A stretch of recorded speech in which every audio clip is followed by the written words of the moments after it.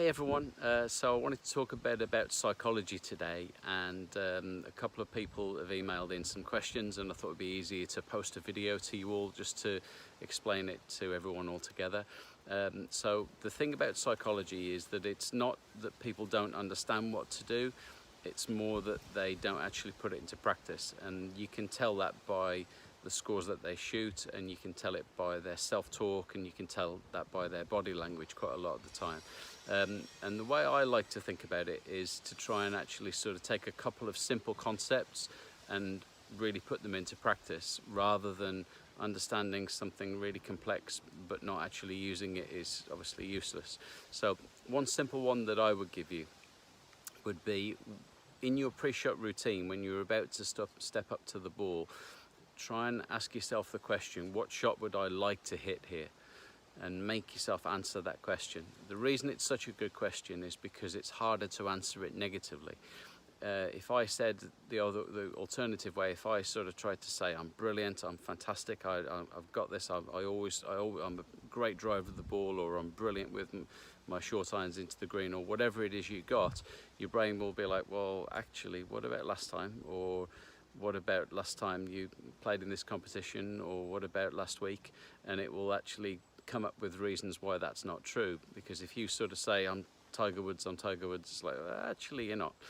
Whereas if you just ask yourself, what shot would I like to hit here? It's like, well, okay, there's less sort of, the brain won't fight back basically from that question.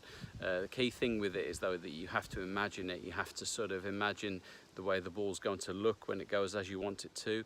You have to imagine how it would feel off the club face as you strike it, and imagine how you would feel when you're walking down towards the hole having played that shot.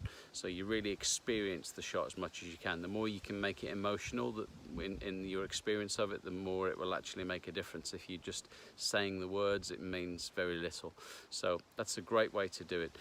The other thing that you could do is to sort of look at, read books and listen to the audio of some of the experts with the psychology side of it. Like Bob Rotella is one of the best out there, and he's got some great books, but also he's got those books abridged on audio that you can get in a summary, and you can get like three books in one, and you can listen to that in your car on the way to the course, and that can just give you one or two ideas that they're so really easy books to read, and it can give you one or two simple ideas that you could use on the golf course. So my advice would be to pick one or two ideas and to actually put them into practice. Actually sort of go around the course with like, right, in my pre-shot routine, and when I'm about to hit the ball, I'm going to work at these couple of things. You could work at what I said about asking yourself, what shot would I like to hit here? And then you could work at your body language, which has a huge effect on sort of how you're going to move. So just pick a couple of simple things and pick a source like that. Another sort of genius as far as the psychology of it is Vivian Saunders. She wrote quite a few great books, but one on the psychology of golf, which again I'll post in the description below with the Bob Rotella stuff. And if you're interested in that side of things, those are a couple of great sources to go to. But my advice, regardless of where you get the idea from, is to pick a couple of them and to really put them into practice. And when we get it back out on the golf course, really think it through and make it part of your routine, and it will have an impact on your game. So I hope that helps.